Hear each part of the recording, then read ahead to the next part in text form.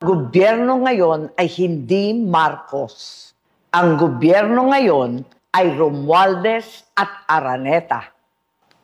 Payo ni VP, magpalit na raw ako ng apelyido. Sagot ko, Inday, hindi ko kailangan magpalit ng apelyido. Marcos ako. I'm me. Ako ay ako. Ako ay si Aimee Marcos. At kapag Marcos ka, hindi ka makikipag-alyansa sa mga politikong nagbintang, nagdiin, at umapi sa iyong pamilya. Hindi mo kakainin ang isinuka mo para lamang sa politika. Hindi ganyan ang legasiya ng aking ama. Imported na ang bigas, imported pa ang hustisya, kaya malinaw.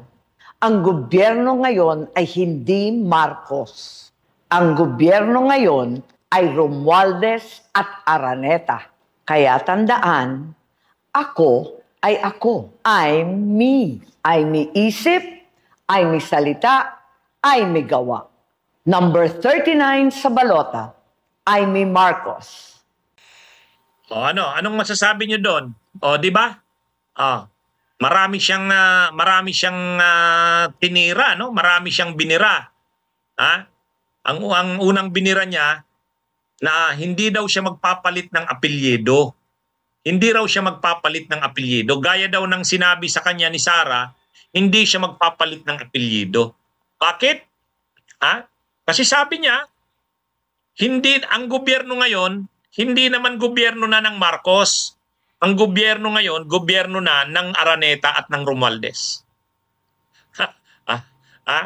Yan, napanood niyo yun. Napanood niyo mga kabunyog. Di ba? Yung sinasabi natin, anong sinasabi ni Aimee?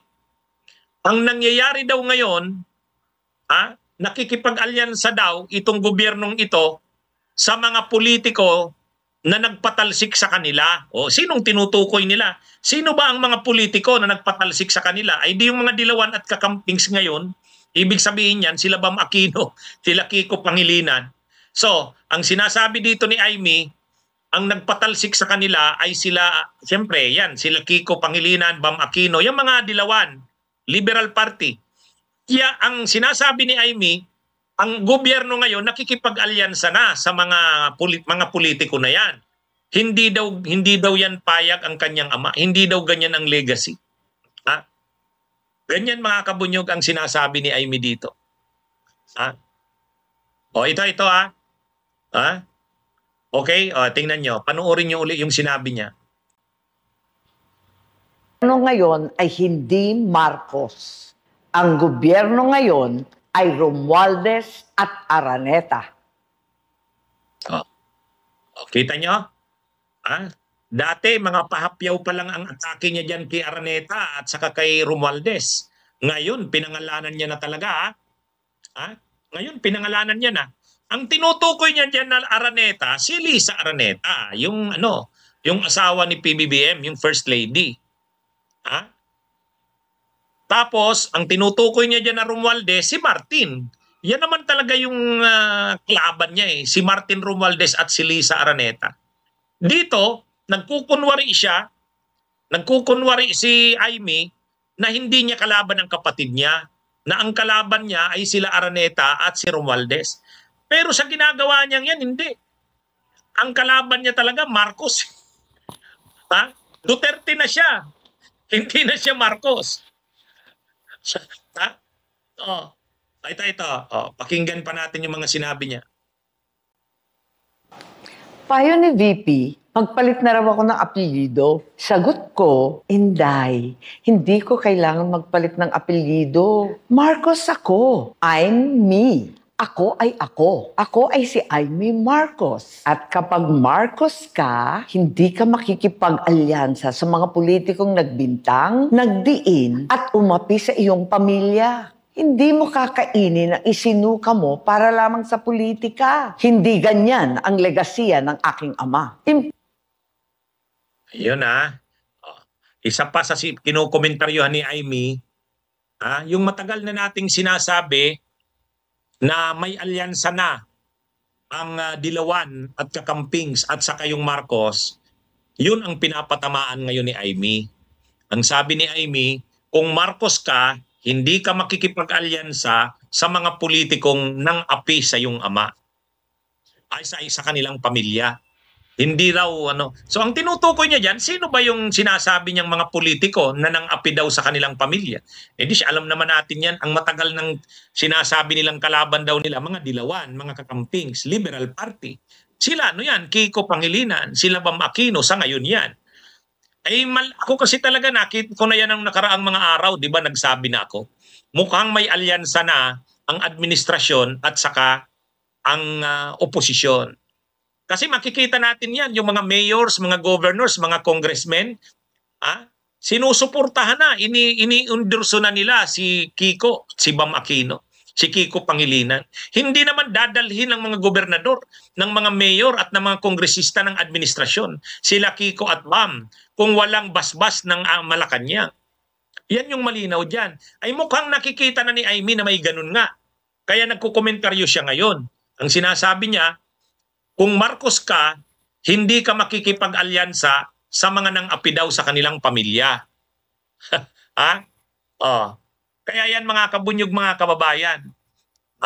Ang tinutukoy niya, hindi raw siya sang-ayon sa ginagawa ngayon ng administrasyon na parang nakikipag-alyansa sa mga politiko na nang-api sa kanilang pamilya. Ang tinutukoy niya diyan, mga Aquino, mga Pangilinan. Yung dilawan.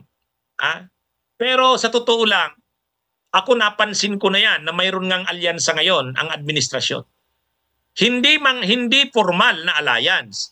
Hindi formal. Wala namang formal na alliance. Pero sa tingin ko nagtutulungan. Tama lang yun. Sinabi ko na yan nung nakaraan. Tama na gawin ng Marcos, makipag-alyansa na sa mga dilawan at kakampings. Makipag-alyansa na sa oposisyon para lang matalo ang Duterte. Tama yun. Si Amy lang ang ayaw niya. Kasi ang mas gusto ni Amy, ang Marcos ay makipag-alyansa sa Duterte. Yun ang gusto ni Amy. Yun ang gusto ni Amy. Ang gusto ni Amy, ang alyansa ng Marcos ay sa Duterte.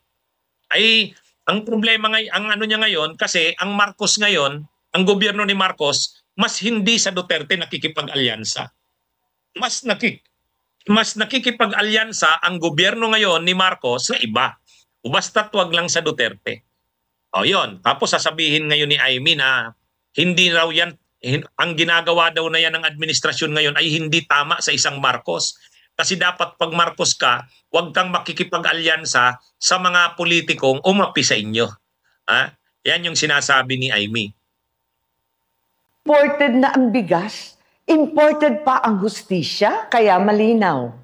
Ang gobyerno ngayon ay hindi Marcos. Ang gobyerno ngayon ay Romualdez at Araneta. Kaya tandaan, ako ay ako. I'm me. Ay may isip, ay may salita, ay may gawa. Number 39 sa balota, ay may Marcos. Anyway, abangan na lang natin kung anong mangyayari sa kanya. Sa ginawa niyang ito, ay mayroon pang ilang araw. Sa natitirang ilang araw, titigas ang niyan. Sila Lisa Araneta at sila Martin Romualdez, iko-command niyan ang mga governors, iko-command niyan ang mga mayors, iko-command niyan ang mga kongresista. Wag na wag niyong papanalunin sa lugar niyo si Amy Marcos.